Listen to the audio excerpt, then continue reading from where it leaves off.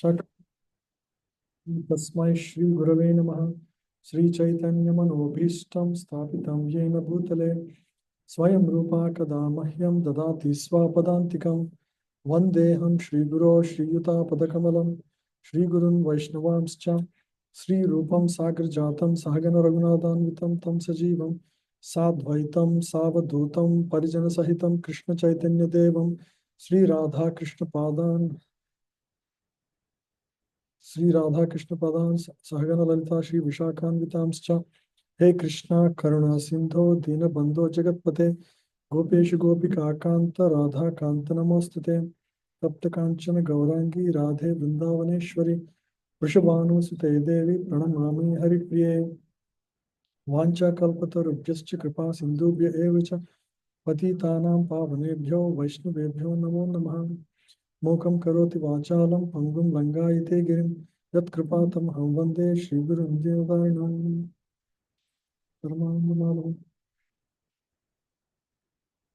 Hare Krishna. So today we'll focus on practical applications of Gita. So far we discussed 6 chapters already.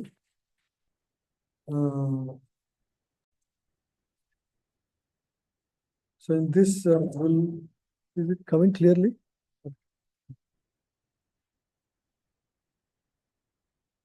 Yeah. So we discussed 6 chapters of Bhagavad Gita. So I was just checking with Radhesham Prabhu. He said focus on practicals until I come, and then he will cover few sessions on 2 days.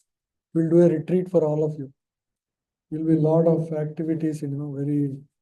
Will as part of that we'll have a couple of dramas as well. Yeah. So Prabhu will be coming on May 10th, Narsingh Chaturdashi day. So 2 days activities. You will learn so much in those days. But until then, Prabhu said focus on practical lessons. So here we are covering these topics now. Okay, so the topic is Bhakti Yoga at home. Because all of us, we learn theory here, Bhagavad Gita, philosophy. But then how do you apply at home? It is very important, isn't it? If you only learn theory but not application, does it help at all? Even as we grow as children, as students, whatever we learned in school, it was always that we, at least in high school and after, we had an opportunity to experiment to see how, the things really work. For example, we tested for gravitational energy so that we get more conviction, right? So we really accept it as truth. So similarly, the teachings that we learned from Bhagavad Gita, how do you apply? So we will be focusing on that today's topic. So in Bhagavad Gita, Krishna says, Jnana Vijnana Sahitam Sajnatve Mokshte Subhat. Right? So Jnana, the knowledge that we are gaining, will become Vijnana, means realized knowledge, only when we apply in our life. The theory, whatever we learn, we must apply. Right? Otherwise, it's no use. It's just like you went to a doctor gave a good diagnosis, and he told you to take certain medicines. And after all the diagnosis is over, you were convinced, but then you didn't take the medicine. Does it help at all? What is the point in going to the doctor at all, right? If you don't take the medicine. So similarly, learning Bhagavad Gita is good, but what is the use if you don't apply? Right? So in India, especially, a lot of pious people, they go to temples, and sometimes some acharyas come to temple and people attend the classes. But then after the class is over, they'll go back and do whatever they were doing, isn't it? Even in television has so many programs like Bhakti TV and Bhakti channels. Many people attend those sessions, they hear all of that, but then it's just one more activity.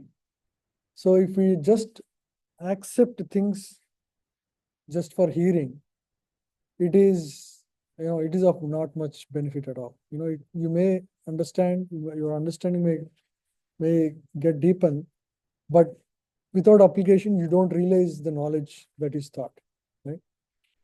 So it's equally important. Now that we're all learning so much, we also apply. We'll see some of those, right?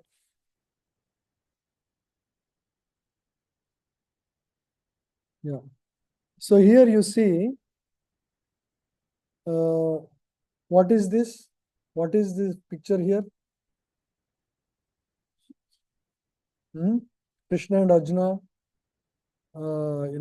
having a dialogue between two assembled large armies. So many people have these misconceptions, right?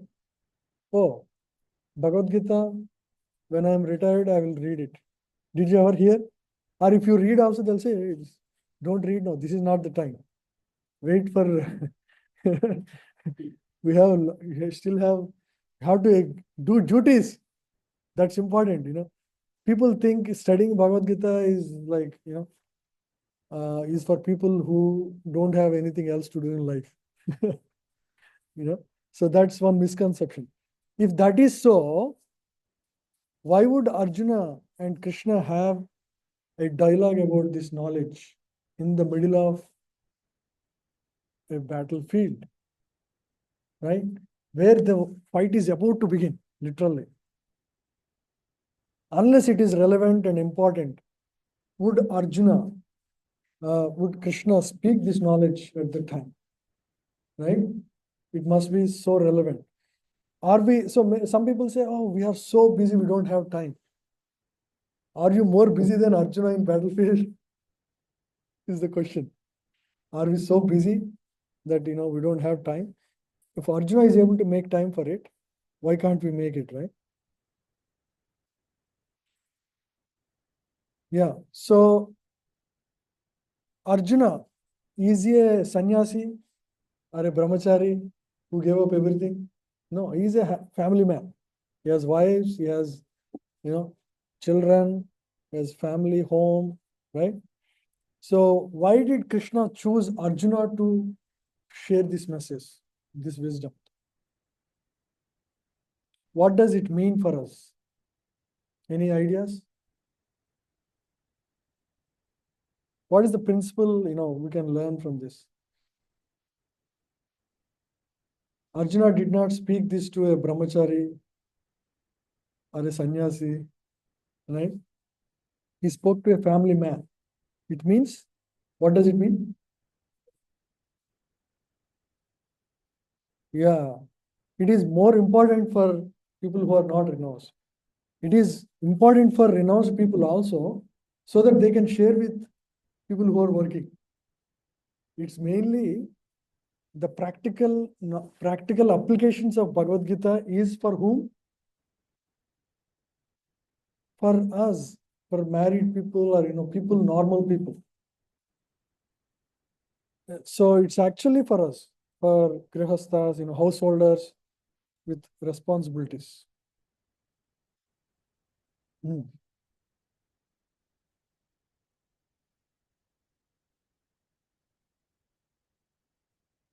Hmm.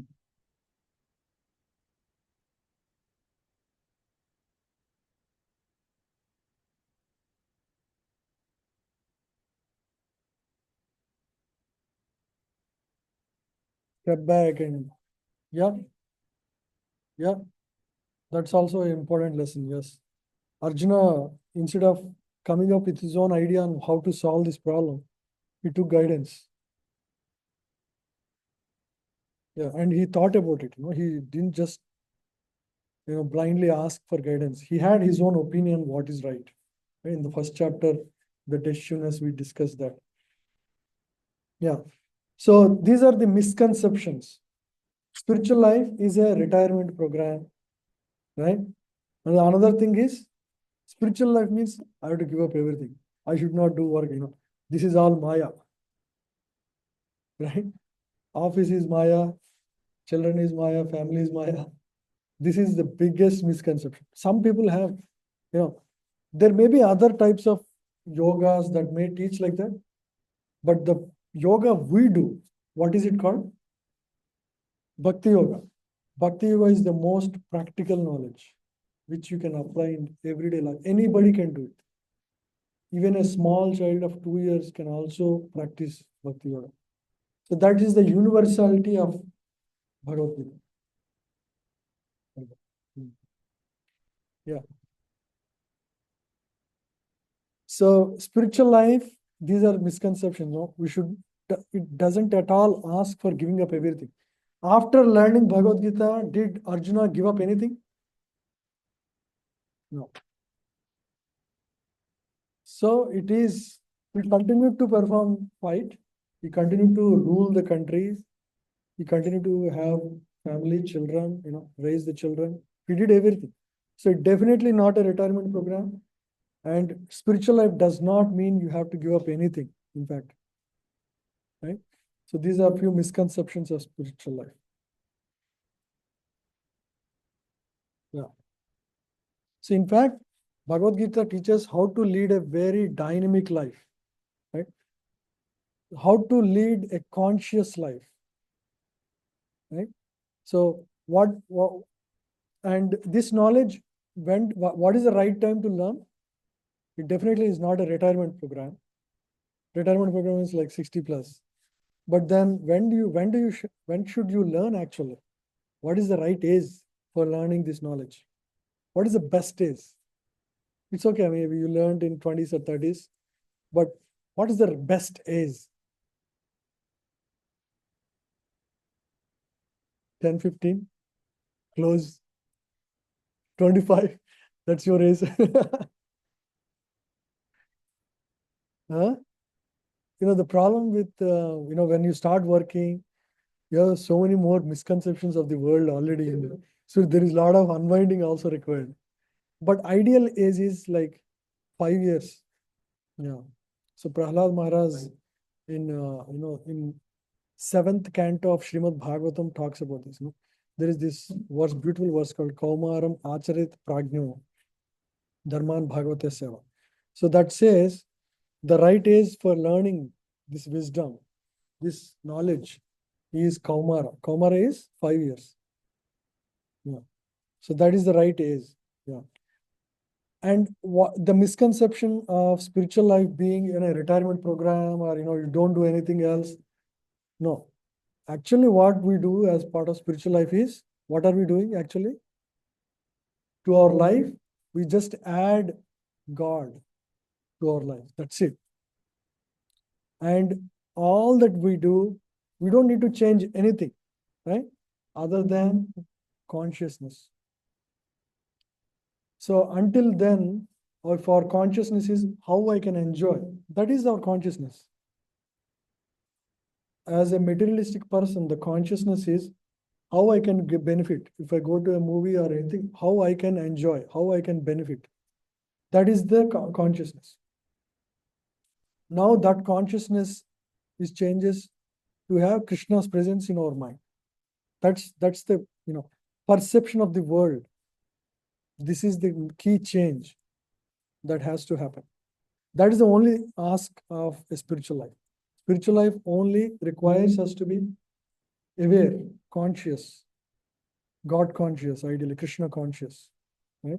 So that's the only thing we need, and add Krishna to life, right? We don't need to give up anything.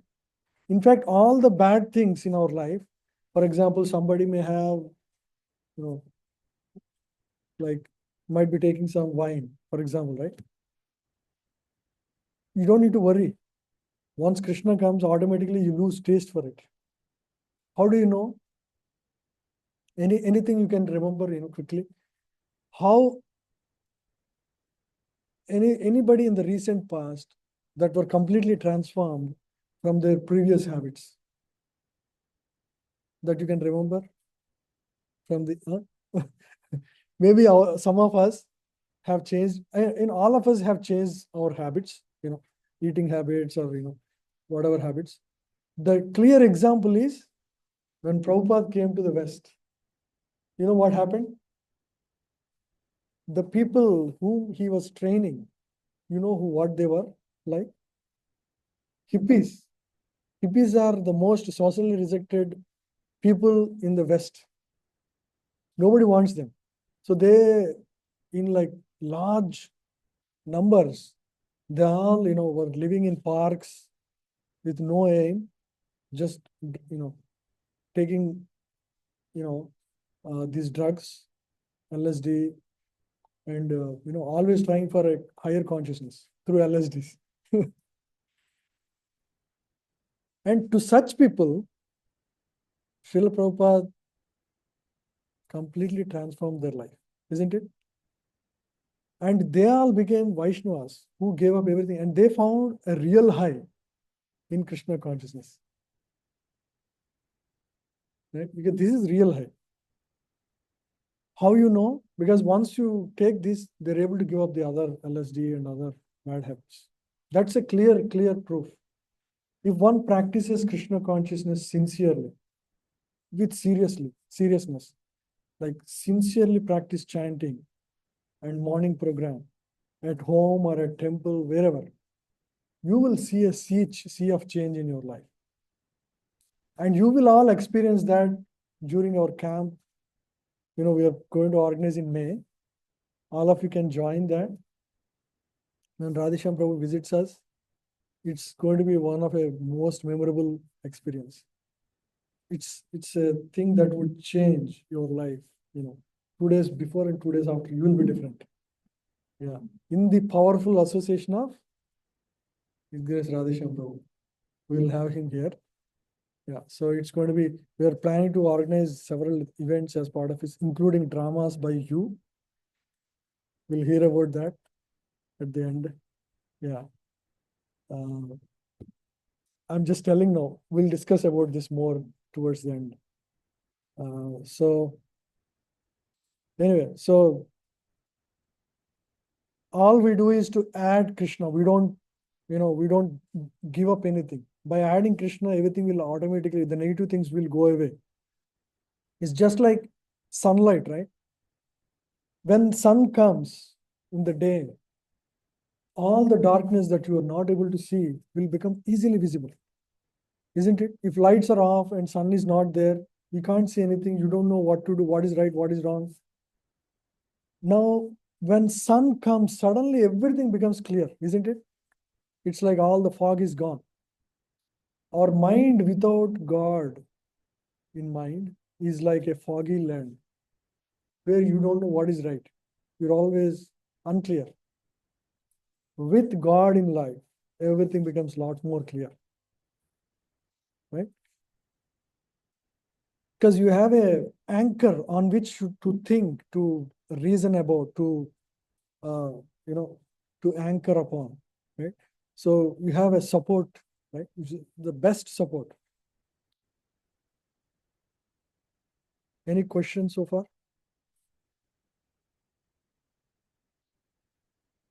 Yeah. So some people, this is another misconception. Oh, Arjuna was so lucky, Krishna is with him. I don't have Krishna with me. I wish I had Krishna, I would have been more serious. People say that, Arjuna is different, We can't be like that. Just by studying Bhagavad Gita, we won't become like Arjuna. But the important thing is we have a parampara. The parampara that started from the teachings of Arjuna, received by Arjuna, to the, you see here. So we'll discuss the bona fide paramparas. There are 4 major paramparas or sampradayas. In the current times, there are 4 bona fide sampradayas. These are the 4 bona fide sampradayas. One is, so these are all close associates of the Lord. The first is Lakshmi Devi, who is, Lord's personal assistant. From her, one sampradaya started. What is the sampradaya name? Anybody knows? Huh? Sri Sampradaya. Yeah. And another name is Ramanuja Sampradaya. Yeah. Because Ramanuja was the recent Acharya in that line of teachers. Right? So if you have gone to Tirupati temple, anybody went there? Yeah, many of you went there. Many other temples in South India, especially like, Padmanabha temple and, Ranganath temple, all of these temples, the methodology of worship and the practices that are done throughout the year were all given by Ramanujacharya, who was a saint who came to this world about, 1100 years ago, 1000 years ago. So that is one line, and one can take Diksha from that line and then, receive the perfect teachings of Acharyas and perfect their life. The second line is the one that we have. It is started by, who is the Param Guru of our Sampradaya? Huh? Lord Brahmaji. And where did he receive instruction about, God? Krishna. Yeah. So there is a prayer called Brahma Samhita, which I think some of you read, in the morning during Mangalarati. Yeah. Iswara Parama Krishna. Yeah. So that is, so that is Brahma Sampradaya, started by Lord Brahma, who had direct audience of Lord, and he directly received the knowledge revealed in the heart. By the way, he didn't have dialogue with Lord, but revealed in the heart. And one of the acharyas, recent acharyas in that line is Madhvacharya, and then after that Chaitanya Mahaprabhu, two great acharyas. In that line we fall.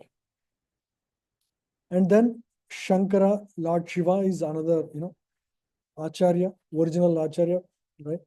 So from him Vishnu Swami comes in that line. Rudra Sampradaya it's called. Rudra, because it's a Lord Vishnu Sampradaya started by Lord Shiva. Yeah. Many people think Lord Shiva is a competing god for Vishnu, actually. Right? There is a full Sampradaya started by, Rudra. It's called Rudra Sampradaya. And Vishnu Swami was the latest Acharya about 3000 years ago. He is the oldest of the Acharyas. He had direct audience of Lord Shiva. And then Kumara Sampradaya. Kumaras are boys, 4-year-old boys. They don't wear anything. You see, they are direct sons of Lord Brahma from his mind. And Sanaka Sanatana, these Sanat Kumaras. So these 4 Kumaras, they started one Sampradaya or, line of teachings, of which Nimbarka is the latest Acharya. And, even today, this line exists. All these lines exist today as well. The only thing is, our line is more prominent, is spread everywhere, all over the world, far more than any other Sampradaya. But all these lines are bona fide, and these are like is like top universities. If you want to study, if you want to get a master's degree, would you go to the best college possible? Like IITs in India or MITs in the West. So these are like bona fide Sampradayas. If you learn, the knowledge of spirituality from these places, you have the most bona fide wisdom, which really work, right? So we are part of the Brahma Madhva Gaudiya Sampradaya. Yeah. So it's like a getting, why these are bona fide? Why I cannot start another Sampradaya? Maybe, I learn something here and there. There are so many self-starters. Yeah. In today's world, there are so many self-starters. Do you know that? Right? This Baba, that Baba, they don't have, who is your Param Guru? They don't have. If you ask us, we can go one by one, step by step. For example, Prabhupada is the current Acharya, recent, I have my own spiritual master. His spiritual master is Prabhupada. Prabhupada's spiritual master is Bhakti Siddhanta Saraswati Thakur. उनका spiritual master गौर किशोर दास बाबा जी. उनका spiritual master Bhakti Vinod Thakur. So in that way we have a line. Vishwanath Chakravarti, up to Chaitanya Mahaprabhu, and before that, Madhvacharya, and then Narada Muni, Brahma. So we have a line, continuous line. And in this line of teachings, the message is transmitted without any modification. It's like a ripened mango. You have a ripened mango at the top of the tree. We send Rahul Prabhu to the top of the tree. And then he will hand it over to the next person. If you just throw, it will be spoiled. But if you hand it over in a careful way, it reaches even the person at the bottom in a safe way, right? So Sampradaya means the message is preserved as it is, right? So in an unbroken chain of teachers. So there is no breakage. So whether you hear from Prabhupada, or you hear from Bhakti Vinod Thakur, or you hear from Chaitanya Mahaprabhu, or you hear from Madhvacharya, or you hear from Brahma, the message is same. It's not changed. In today's world, you go to other so-called spiritual leaders, you don't have that clarity of message. What they teach is aligned to what is there in their books, what is there in the scripture, Guru, Sadhu, Shastra. Everything is aligned in the parampara. But if you go to any other institute,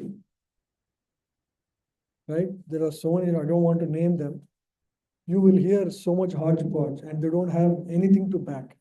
Most of them don't follow a scripture like Bhagavad Gita.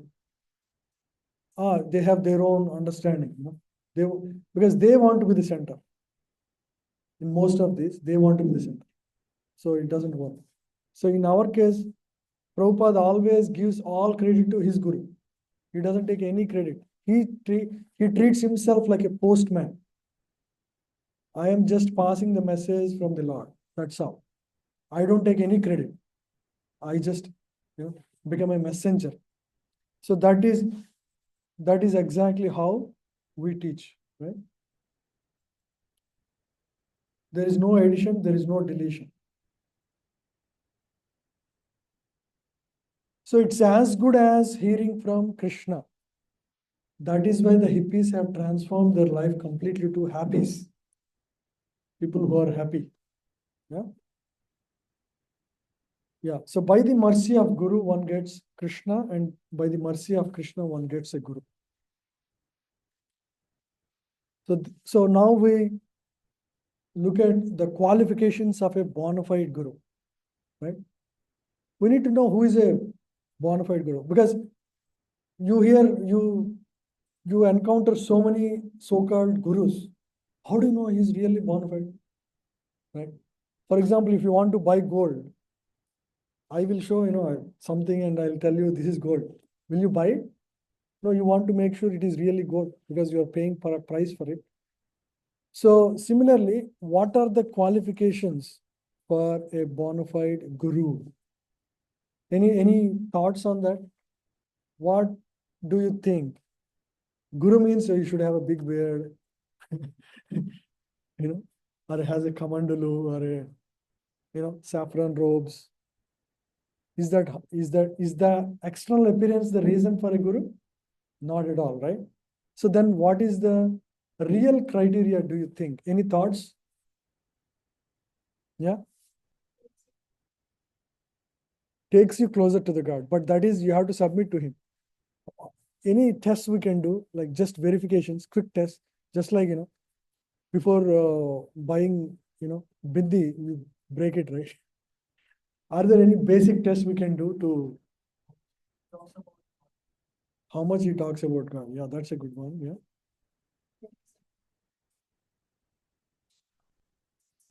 Yeah. Yeah. He is part of his sampradaya, right?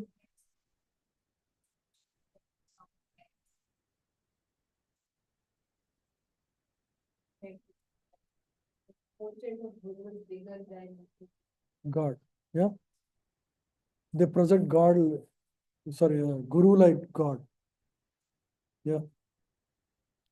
Yeah. So so much goes on. In India, every village has a God.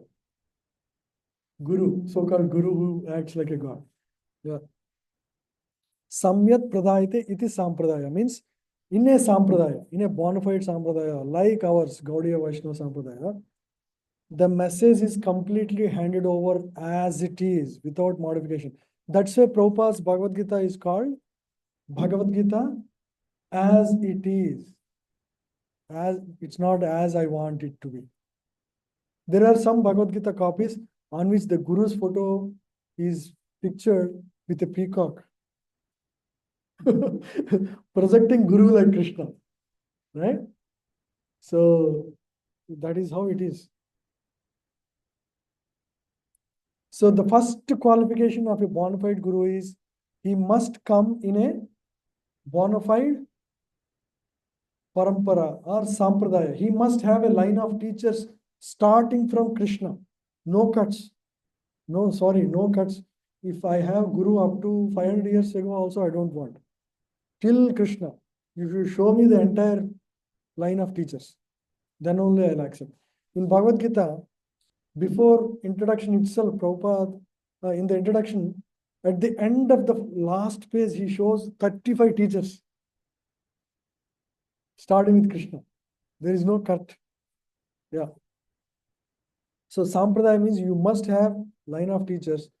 If you are a guru, you must be connected to the Supreme Lord in the line of teachers. There is no breaks. So these are the bona fide sampradayas. We discussed that. Why? It's because the messenger should be the primary messenger should be God. Right? It's like a powerhouse. Unless you have a powerhouse, you have so many poles in between. The poles can be a passageway. They cannot create the power themselves. So it has to start with the Supreme Lord and the line of teachers. Both are important. Yeah. So what is the proof? Yeah.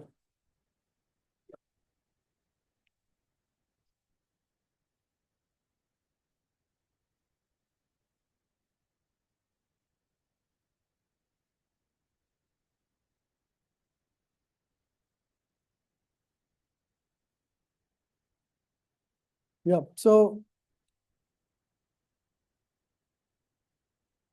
yeah. So in Kali Yuga, these are 4 sampradayas given in the book, in the scripture.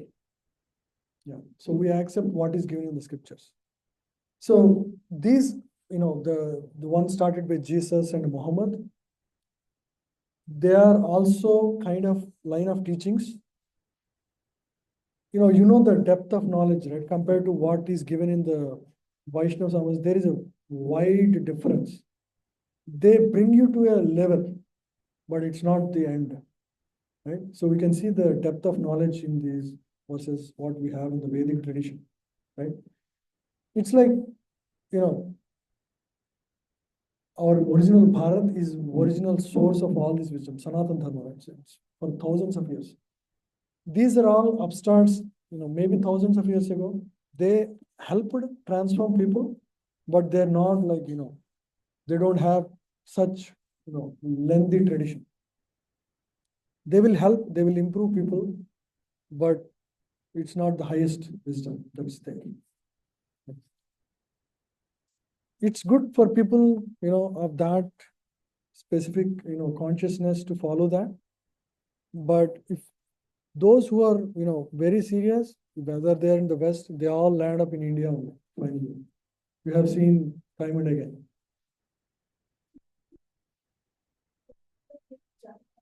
Hmm? Yeah. The teachings were, for example, the teachings given by Jesus were to whom? Who are the audience? You know what the profession is? Fishermen. And the biggest problem at the time is, people, are like killing each other or, betraying each other. So some of the commandments have such basic morality lessons compared to what the dialogue between Arjuna and Krishna. They are far deep philosophical. You see that it's like, something is at a level of, say, third grader versus something at the level of a college. The message, if anybody just plainly reads, they will understand where each of these teachings fit. That's also on the path, but it's a very preliminary education, right? So we don't, we don't say they are bad. They're also helping, in the overall chain. They have their place, but if you want deeper, this is where it is. Yeah.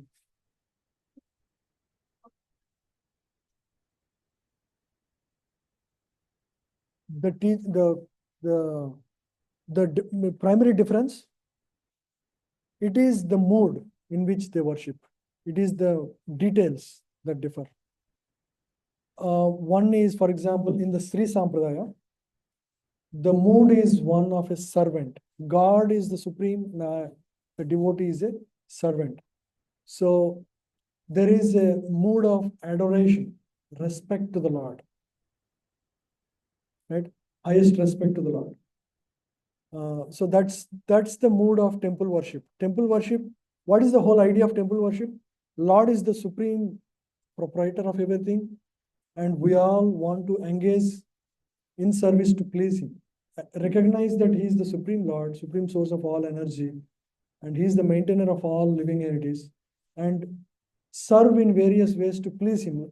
We see Lord Rama, Lord Krishna as kings, and we do aratis, right? What is the point of aratis? Why we do chamar? Seeing him as king. That's the mood, right? That is the recommended path for anybody to get closer to Lord. So that's the primary mood focused. The mood that Gaudiya Sampradaya focuses are other rasas. This is one rasa. Rasa means relation to the Lord. How do you relate to the Lord? Just like you have a rasa towards your mother or father or your husband or your brother, right? There are various relations. So the moods that are emphasized in higher level of bhakti, I wouldn't say higher. For Hanuman, that is the best. He wants to be servant only. He doesn't want to look at any other relations.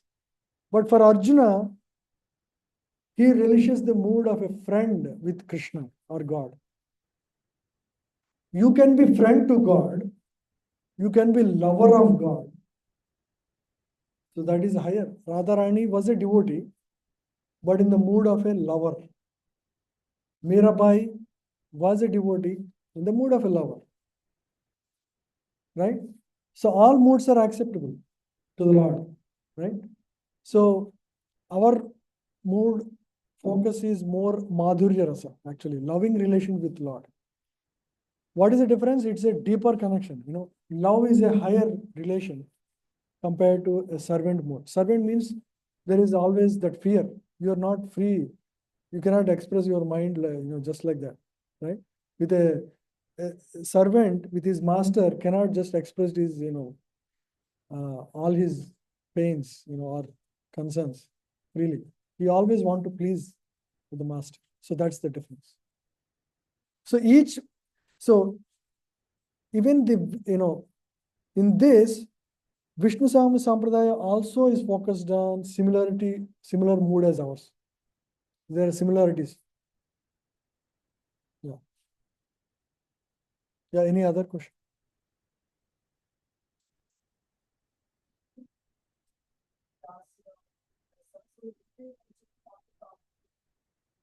No. No, they are happy there. They don't even want to change. For example, for Hanuman, I was saying, he was in the mood of Dasya Rasa and he want to serve.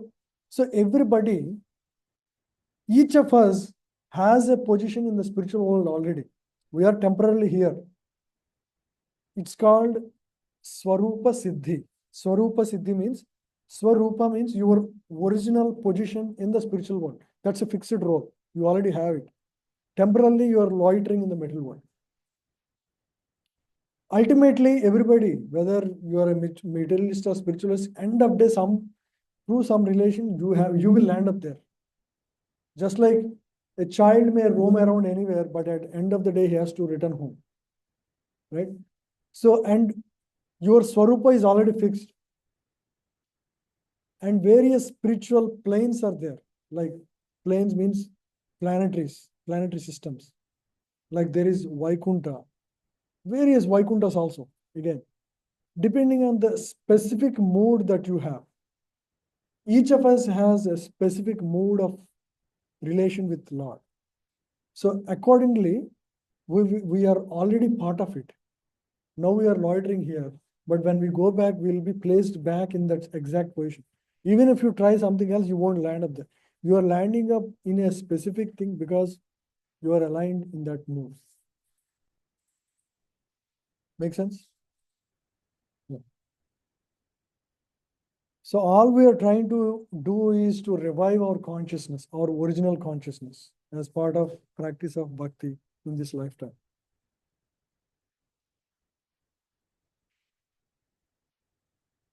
So what is the proof that we are hearing in a parampara? So many of us have heard spiritual knowledge from, TV programs in the past, have we not? Or attended, some programs in our hometowns or, colleges, spiritual programs. But did they really change your life much? Not much, right? Because we didn't really practice in our life. So the proof that it is working is that there is a transformation of heart.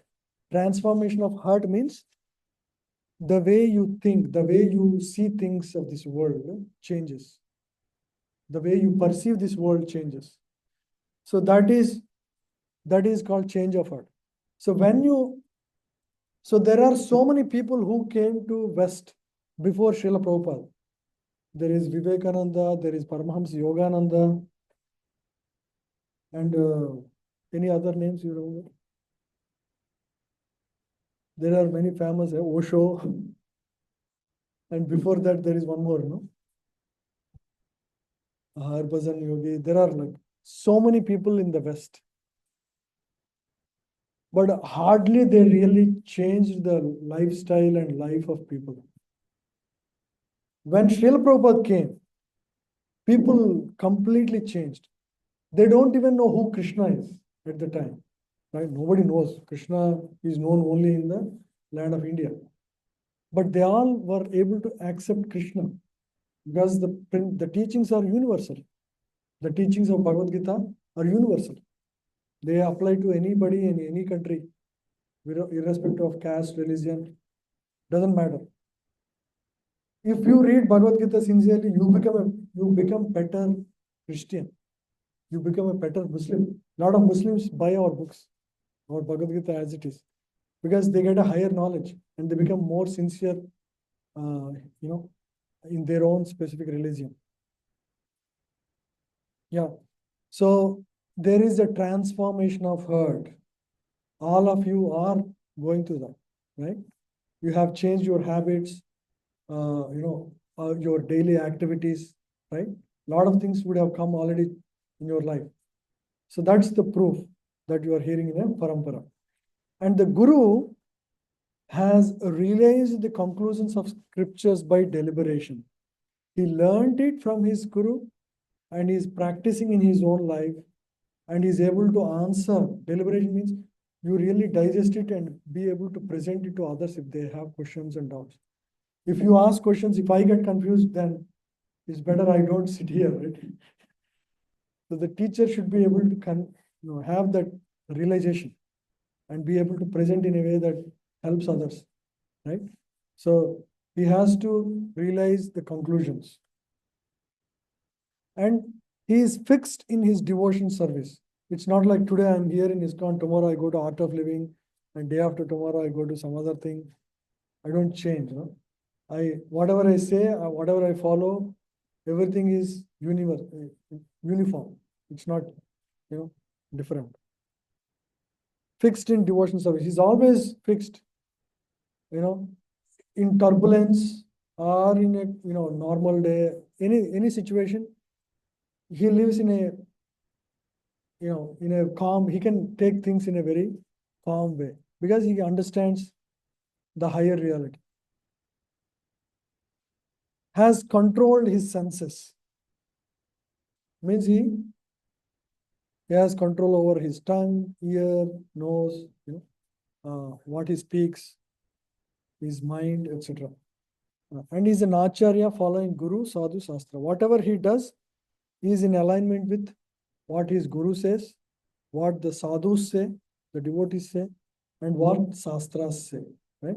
So he doesn't do anything that is against Shastras conclusions. These are the qualifications of a disciple. Disciple means, when do you call I am a good disciple? I am ready to discipline my life. So this is a question I don't ask. You think about yourself. Each of us have to think for ourselves. Am I ready to accept the teachings and follow in my life? Right? That's very important. We need to be ready to be disciplined. If a farmer wants to sow the seed, the land has to be what? Fertile. Otherwise, I put seeds, and nothing grows. Why? The land is not ready. So even if I teach, or if a teacher teaches, there is no effect if the student is not taking the lesson. Correct? Yeah. So it's very important.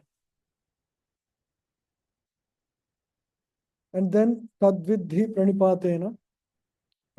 So how there are three aspects of a good student.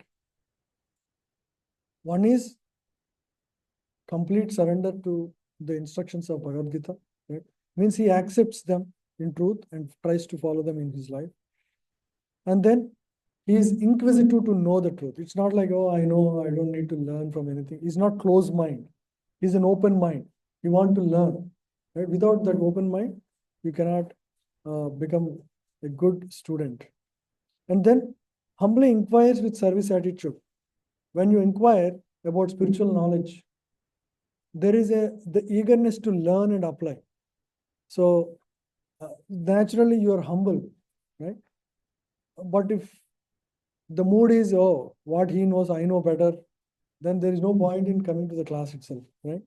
So we should inquire humbly with service attitude. Yeah. For example, Arjuna in second chapter, he speaks about this verse, Karpanya dosa pahata svabhava. So that verse where he tries to solve problem by his own, mental abilities, but he fails. That's when he surrenders to Krishna. So this is the verse that changes the friendly relationship between Arjuna and Krishna to one of a disciple and guru. And what do bona fide acharyas do? You can look at all these so-called acharyas of current day and see whether they are doing all of this. If they're doing that, then they are bona fide acharyas. They establish true temples. What is a true temple?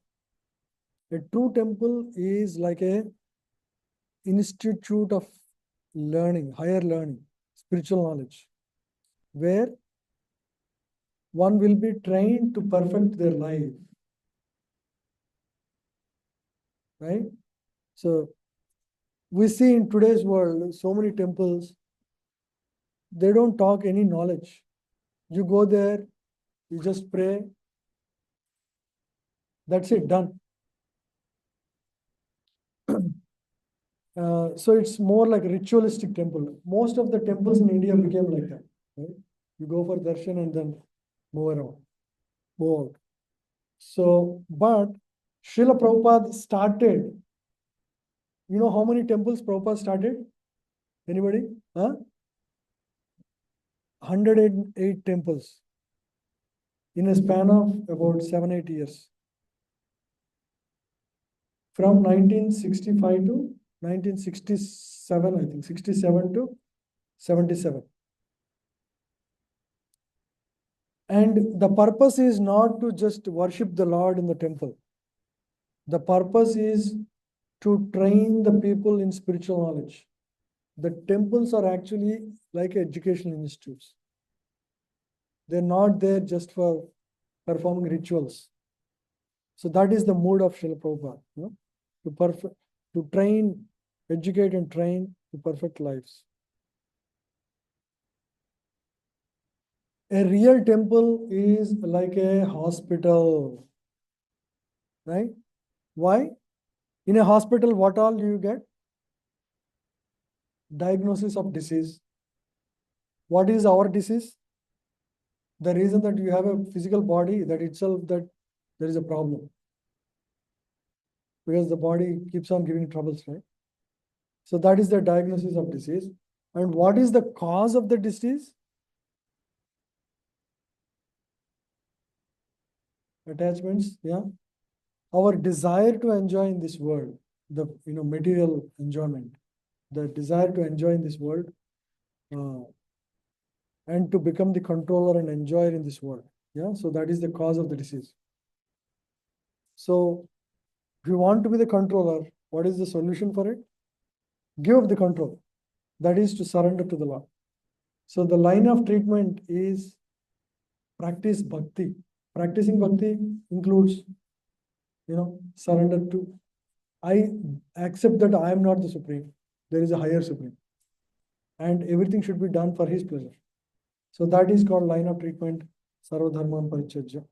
And then what is the medicine for this is? Chanting holy names. Yeah. So a real temple teaches the importance of what? Association of devotees. What is association of devotees? Who are devotees? Just any answer. Huh? Who chant Hare Krishna? Yeah, that's good. Establish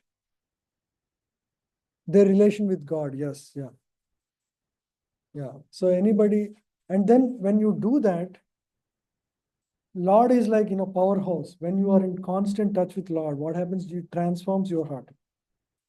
So you become, there is this beautiful verse in Bhagavatam, Titikshava Karanika, Suhrida Sarvadehina, Ajata Satrava Santa, Sadhava Sadhubhushana. So this verse, talks about the characteristics of a sadhu. What are they? Titikshava. You become tolerant in life. Karunika. You become very merciful. Suhridam Sarvadehina. Friend of all living beings. You don't want to harm even an ant. Right? Ajata Satrava. He doesn't have any enemies. Santaha. Like an ocean. Sadhava. He is a walking scripture. And Sadhu Bhushana. All good qualities. All good qualities manifest in the heart of a devotee. Right? So these are the qualities that naturally manifest when you chant the holy names. So these are the characteristics of a sadhu. So, for example, here you see Prahlad Maharaj was with his friends in the palace of Hiranyakashipu. Because he is a devotee, he is able to make all of his friends also into devotees, even though they are all born demons. We should avoid materialistic association. What you see in the picture here? Mantra and Kaikeyi. Yeah? So sometimes people are so negative, they change our consciousness. And they, and then there are people who are addicted to, you see here, stealing, gambling, intoxication. We should avoid association of such people. Huh? So, yeah. So these are practical lessons, we are learning Gita, but unless you practice these things, it won't really transform your life. You need to change your life, you need to practice. So, and then another practical lesson is to accept guidance from a spiritual preceptor. We all should have somebody to talk to in spiritual life, right? So we are thinking, this is something that Radhesham Prabhu wanted everybody to have some personal connection. Each of you should have, for example, for Mataji's, we have Nikta Mataji and Kalyani Mataji. We have been practicing, spiritual life for many years. You should all, connect. All of you, girls should connect with Mataji's. And all of you others, boys, you should connect with, Achyuta Prabhu and, Chandu Prabhu, Kaustu Prabhu, myself, on a regular basis. So you have any questions, you can clarify or, get some inputs. Or even to improve this program, you can give some suggestions, anything is, that connection will give you, some kind of, anchor to support. Uh, so like that, yeah. So we should have, it's not like guidance, but at least like a, friendly relation.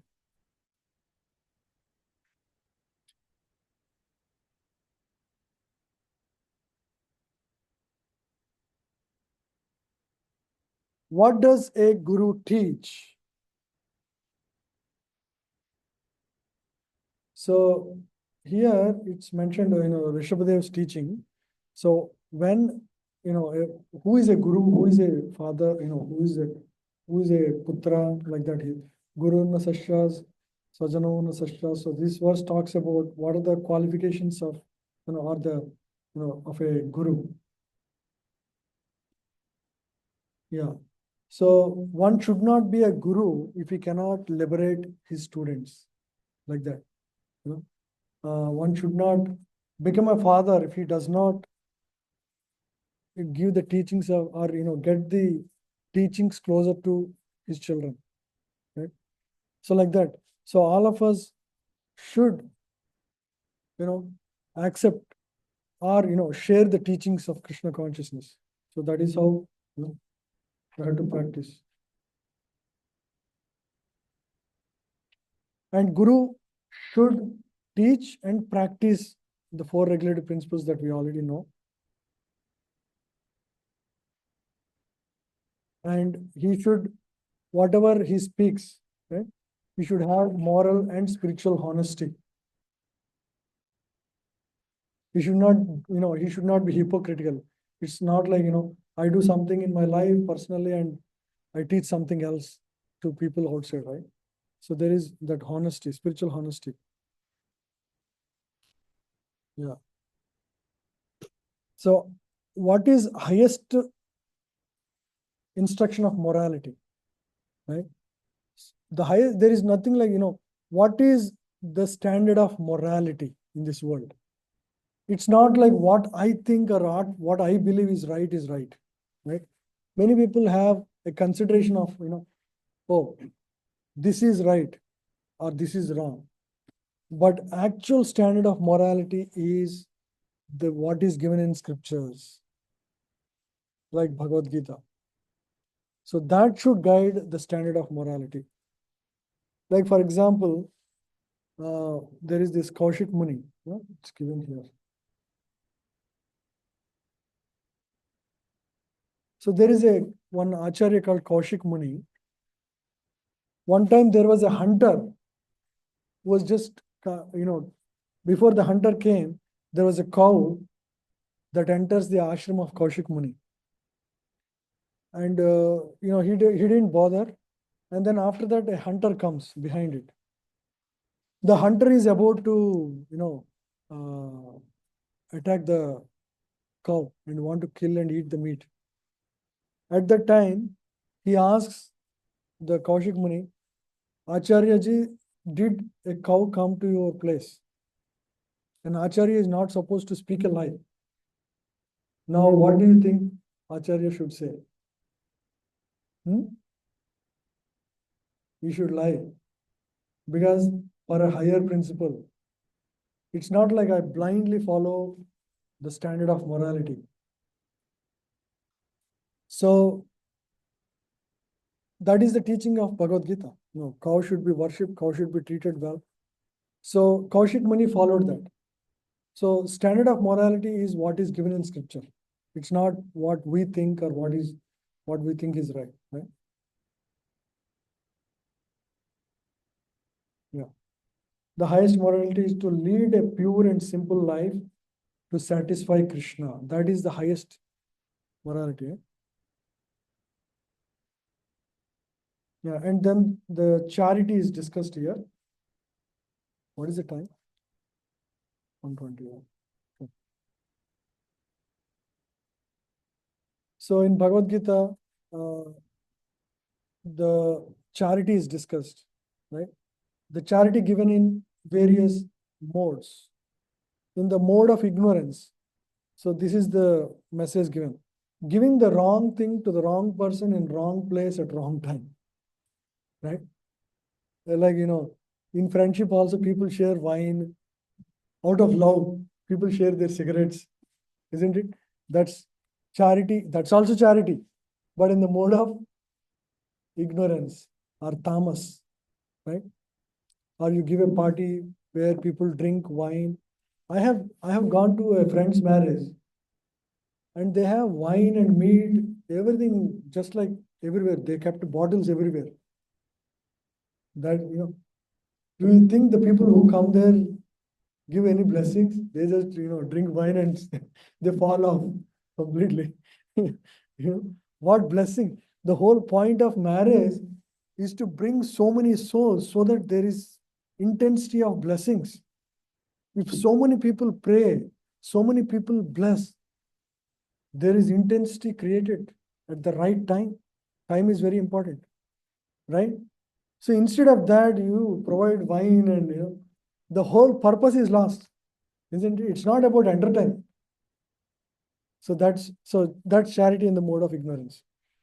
And then charity in the mode of passion is giving the right thing to the right person in the right place at right time with the wrong motive. Everything is right, but the motivation is wrong. I give everything, sir. I want to give donation, everything, but put my name in the prominent place in your temple. I will donate everything, but he wants something for himself. So that motivation should not be there. That desire. So that's not good. And mode of goodness is everything is right, right thing to the right person in the right place at right time with the right motive. Right? Motivation is also right. So, but even all of these are still binding to the material world because you get punya. Even with mode of goodness, you get some positive credits which you have to enjoy in this world, right? If you give charity to poor people, you will be given those back in your future lifetimes, multifold, with interest. But even that means you have to come back to enjoy those fruits, right? The best charity is transcendental charity. What is transcendental charity?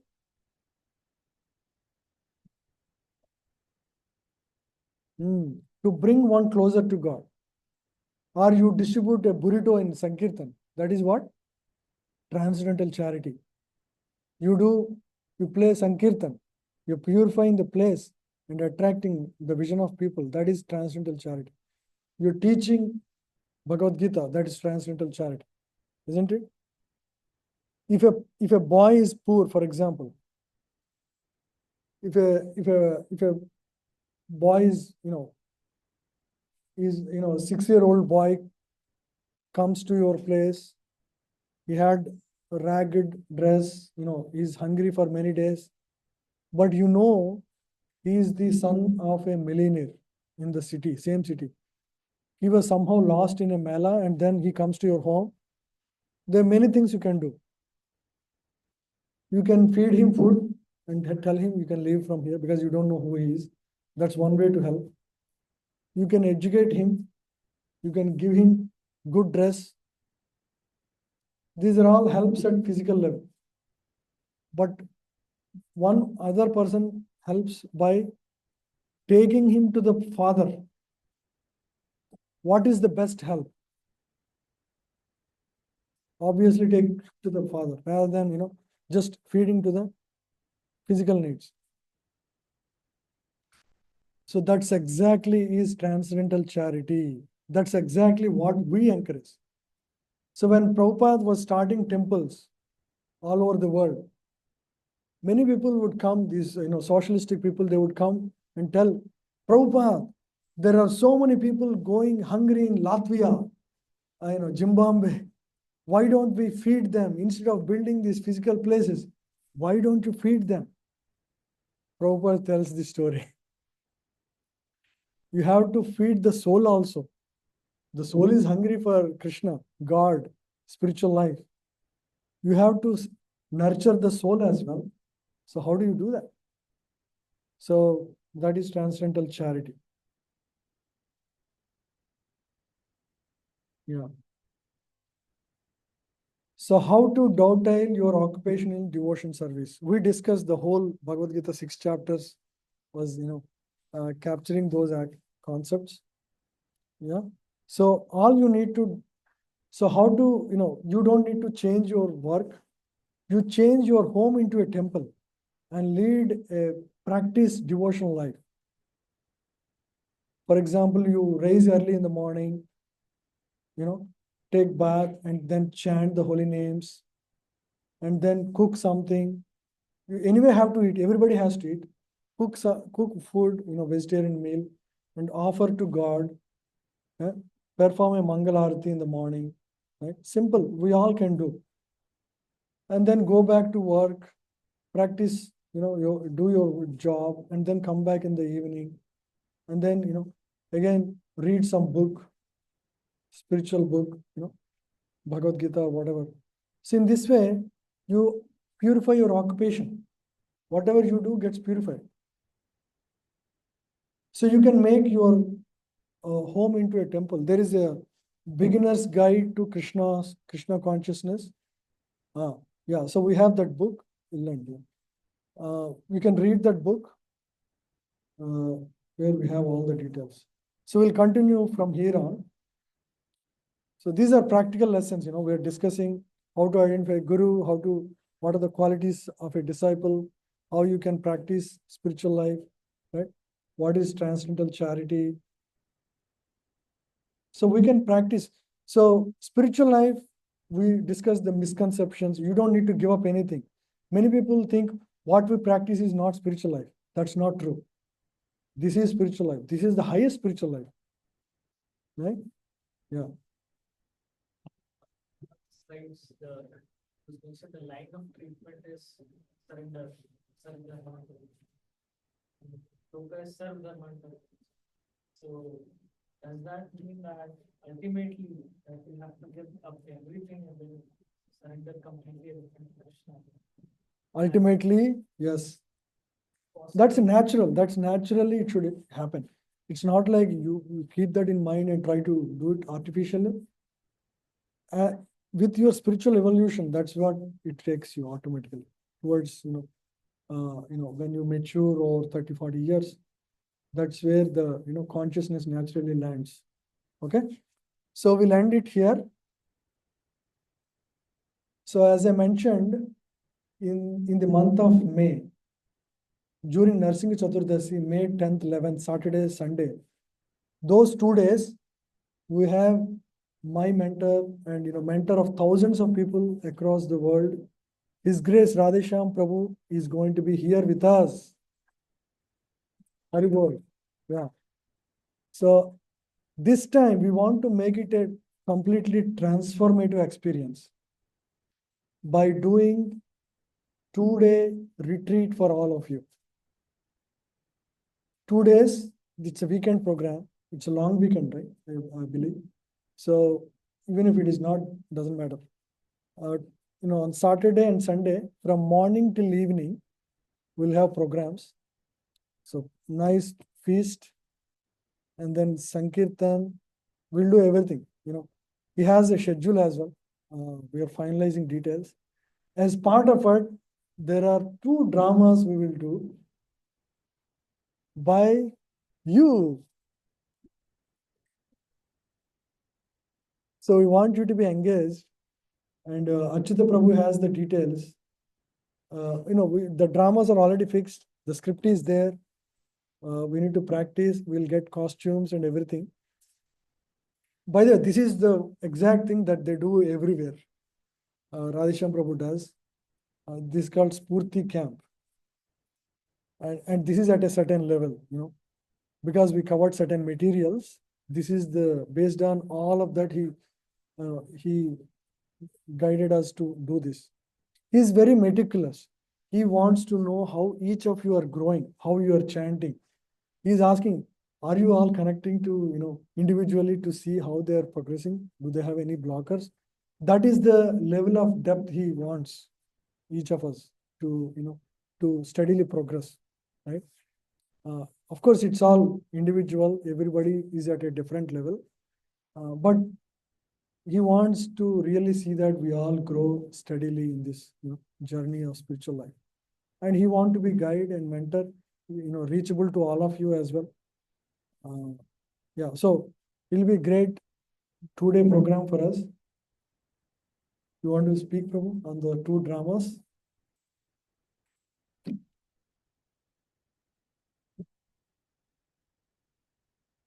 One is Sakshi Gopal, and the other one is Giving in the Stars. So we want enthusiastic participation. So we want as many people who can participate. So today morning I talked to Rahul Bhou, I think he participates in drama. He has participated in the past. So he definitely will be there. And last month actually Sasha threw pinged me. He said that he wants to do Sakshi Gopal drama. He said the same drama which we are planning to do. Radhesham said that we'll do as part of this, we'll do Sakshi Gopal drama. So we'll be definitely there. So please give me your names so that I try to add all of you to the group. And this will be a proper drama with costumes and everything. So we'll try to arrange for costumes as well. And we'll have a script, and then we'll have dialogues for each one of you. And probably in the coming next weekends, we'll try to schedule how we can practice years before we Maybe after the session, after this, maybe we can practice for 30 more minutes. It's not like you have to be like really professional. Try your best, whatever. Yeah. So just, I think on weekends, 1 or 2 hours we'll do. And, yeah, so please give me your name and number. So raise your hands if this really excites you. Okay, there are already 6, 7. Okay. For each drama, we need 8. You have to raise your hand.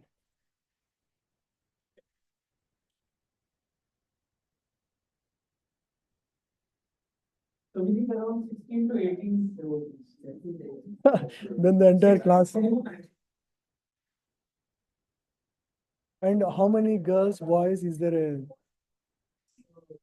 The number of characters are 16, like 8 in one round, 8 in the other.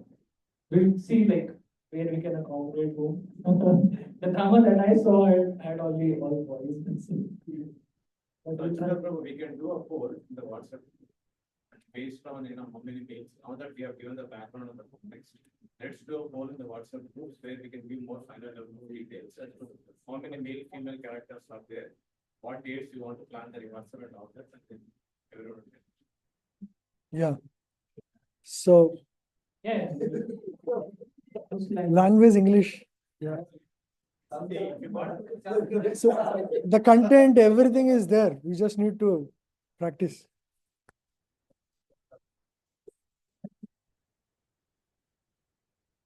Okay, good. Thank you, Prabhu. So Prabhu will send a message. Prabhu, create a WhatsApp group and then. I'll create a group link as well. I don't want to share the video right away because then nobody has any excitement. Everybody watches before. Yeah. It's fun, coming together and practicing something like this will be very fun. It's a good time to also connect with each other. It's like serving together. That's the idea. Okay, so we'll end. We're already late. I think we won't be chanting. So I request, as many of you to join chanting in the morning. This 1 month is like exam period for you until Radhesham Prabhu comes. I'm saying, just like that. But during, I think like 2-3 months back, there were more regular, you're all more regular. Please join, at least for 20 minutes. Whatever rounds you are, planning to chant, just join and chant there. Okay. If it is 5, that's fine. 6 also you can join, that's fine. 5 to 7, we have, the chanting going on there. Okay. So thank you all. So online Mudra, Surbi, Sanal, you have any questions? Please, each of you also, please join the meetings. Okay. Okay, we'll end the session here. Thank you.